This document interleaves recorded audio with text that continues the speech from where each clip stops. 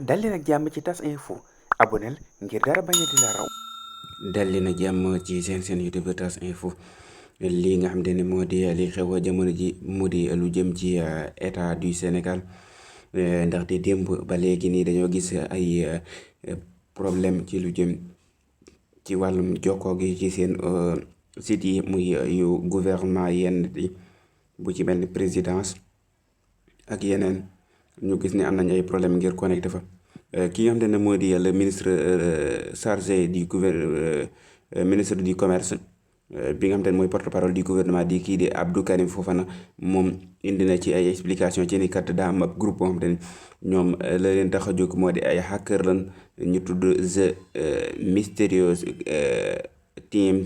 ñoom ñooy amal attaque yu mel noonu jëmale ko ci li nga xam ne moo di seen si yooyu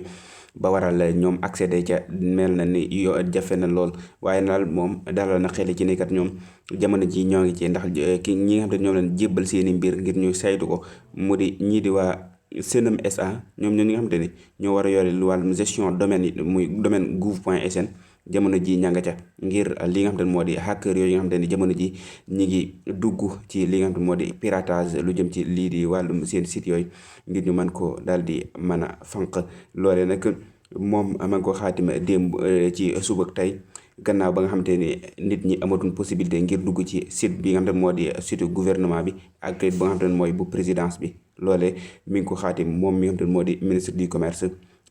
nekk tamit li nga xamante ne moo di porte-parole du gouvernement.